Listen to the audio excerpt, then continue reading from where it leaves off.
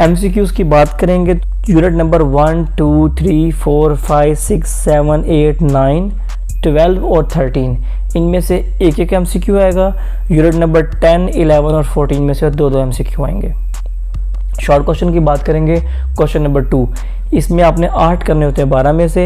Unit number 2 में से एक शॉर्ट क्वेश्चन, यूनिट नंबर 3 में से 3 शॉर्ट क्वेश्चन, यूनिट नंबर 8 और 11 में से दो शॉर्ट क्वेश्चन और यूनिट नंबर 10 में से 4 शॉर्ट क्वेश्चन आएंगे। और क्वेश्चन नंबर 3 जो है उसमें 8 करने होते हैं 12 में से। यूनिट नंबर 1, 4, 9 और 14 में से दो शॉर्ट क्वेश्चन और यूनिट नंबर 7 में से 4 शॉर्ट क्वेश्चन आएंगे। अब बात करें क्वेश्चन नंबर 4 की, जिसमें आपने 6 करने होते हैं 9 में से। यूनिट नंबर 6 और 5 से एक एक शॉर्ट क्वेश्चन, यूनिट नंबर 12 में से 3 शॉर्ट क्वेश्चन और यूनिट नंबर 13 में से 4 शॉर्ट क्वेश्चन आएंगे। लॉन्ग क्वेश्चन की बात करेंगे, 3 करने होते हैं 5 में से।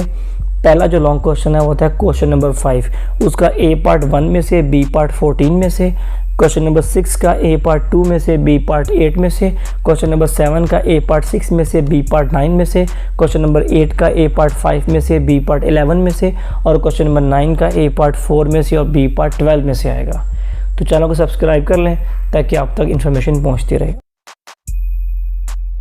क्वेश्चन नंबर 1 एमसीक्यूज़ हैं जो कि यूनिट नंबर 1, 2, 5, 9, 10, 11, 13 और 14 में से एक एक एमसीक्यू आएगा।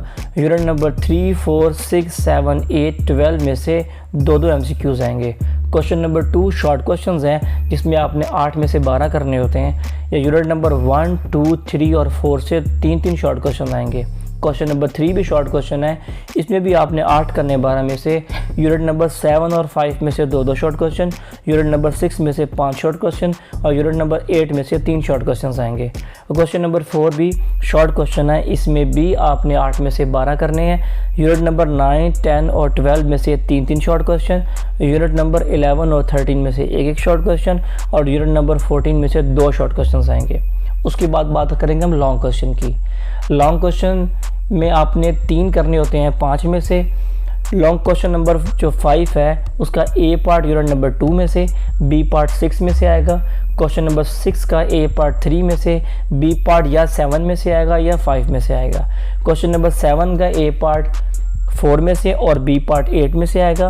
क्वेश्चन नंबर 8 का ए पार्ट 9 में से और बी पार्ट 10 में से आएगा। और क्वेश्चन नंबर 9 का ए पार्ट 12 में से और बी पार्ट 13 में से आएगा। एक बड़ी इंपॉर्टेंट नोट है जो आपने समझना है लॉन्ग क्वेश्चन के लिए। लॉन्ग क्वेश्चन में ट्रिग्नोमेट्री वाली कम्बिनेशन यही रहेगा। ट्रिग्नोमेट्री के अलावा जो मैंने कम्बिनेशन बताया है वो 90% यही रहेगा। लेकिन पंजाब के क्योंकि 8-9 बोर्ड हैं तो उन बोर्ड्स के अंदर ये वाला कम्बिनेशन थोड़ा चेंज आ सकता है। मान लें कि लाहौर बोर्ड में भी किसी क्वेश्चन का एक आधा पार्ट किसी और चैप्टर से आ सकता है। तो ये पेपर स्कीम जो है इसमें डिफरेंस इस बार आ रहा है SLOs की वजह से।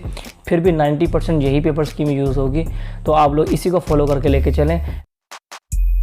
जो 90% बोर्ड में फॉलो होगी 100% नहीं होगी। उसकी रीज़न ये है कि SLOs का सिलेबस इस वक्त ऐड किया जा रहा है, जिसके पेपर स्कीम में स्लाइड चेंजेस आ जाएंगे, लेकिन फिर भी 90% यही वाली फॉलो होगी। MCQs की बात करें, क्वेश्चन नंबर 1 MCQ होगा। यूनिट नंबर 1, 7, 8, 9, 10 में से एक MCQ आएगा।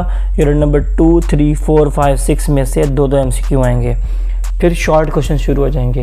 क्वेश्चन नंबर 2 जिसमें आपने 6 करने होते हैं 9 में से, तो उसके यूनिट नंबर 1 में से 3 शॉर्ट क्वेश्चन, यूनिट नंबर 2, 3 और 6 में से दो शॉर्ट क्वेश्चन आएंगे।